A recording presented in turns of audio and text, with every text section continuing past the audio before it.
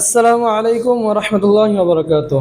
আজকে আমাদের ছাত্রদের সাথে একটি মজার খেলা হবে, সেটা হচ্ছে প্রশ্ন উত্তর। আমরা প্রশ্ন করব এবং তারা উত্তর দিবে। যে উত্তর দিতে পারবে সেই হবে আজকের বিজয়ী। ঠিক আছে? বিজয়ের জন্য কোনো পুরস্কার নেই, শুধুমাত্র সান্ত্বনা যে সে বিজয়ী হয়েছে। আমরা তাকে কি করব? ধন্যবাদ দিব, জাযাকাল্লাহ দিব। হ্যাঁ, ইনশাল্লাহ এটা পুরস্কার দেওয়া হবে ইনশাল্লাহ আগামী বৃহস্পতিবারে। ঠিক আছে, একটা পুরস্কার দেওয়া হবে। তো আমরা খেলাটা শুরু করতে যাচ্ছি। ঠিক আছে, প্রশ্ন উত্তর। তোমরা সবাই রেডি তো? ইনশাল্লাহ, তাই না? আমি যে প্রশ্নটা করব তাকে সর্বোচ্চ 5 সেকেন্ড সময় দেওয়া হবে। কয় সেকেন্ড? উত্তর দিতে পারলে সে বিজয়, না দিতে পারলে বিজয় না। আমরা পরের জনের কাছে চলে যাব। আর যে উত্তর দিবে তাকে অবশ্যই বুঝিয়ে বলতে হবে। হ্যাঁ, আমরা প্রথম লাইনটা সিরিয়ালে জিজ্ঞেস করবো, এরপর আমরা জিজ্ঞেস করবো কে বলতে পারবে। কেউ বিশৃঙ্খলা করবো না। হ্যাঁ, আমরা প্রথম প্রশ্ন করছি। হ্যাঁ, সামিউল দাঁড়াও। তুমি বলবা যে কোন জিনিস বেহেশতের চাবি। তোমার সময় শুরু। 1, 2, 3, 4। নামাজ। নামাজ কিভাবে? জানি না। জানো না? আচ্ছা, বসো। মুসা দাঁড়াও। কোন জিনিস জান্নাতের চাবি হবে, মানে বেহেশতের চাবি? বেহেশত আর জান্নাত একই। নামাজ। নামাজ কিভাবে? তুই জানলে জানো না? না, আমাদেরকে বুঝিয়ে বলতে হবে। বসো, তোমারও হয় নাই। মামুন দাঁড়াও। মামুন, কোন জিনিস বেহেশতের চাবি হবে? নামাজ।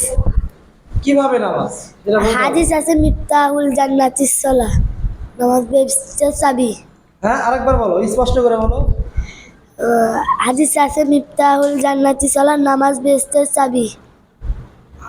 ওর কথাটা একটু মানে হয়েছে ঠিক, একটু স্পষ্ট করে আমরা শুনতে চাই। কে বলতে পারবে এবার সুন্দর করে?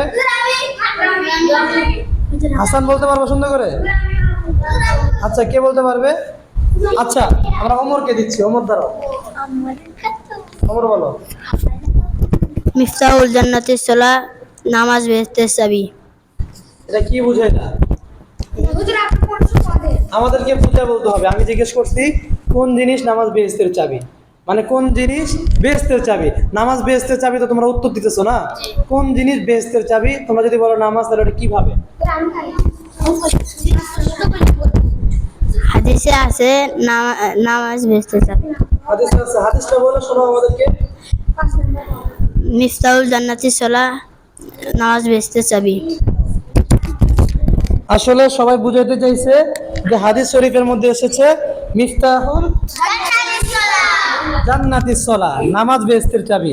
এই জন্য সবাই উত্তর দিচ্ছে কি, যে নামাজ বেহেশতের চাবি হবে, তাই না? তো ঠিক আছে, তোমাদের সকলের উত্তরটাই সুন্দর হয়েছে। বাকি বুঝাইতে বলাটা একটু কঠিন হয়ে গেছে। তো ওমর মোটামুটি বুঝাই বলছে, মামুনও বলছে।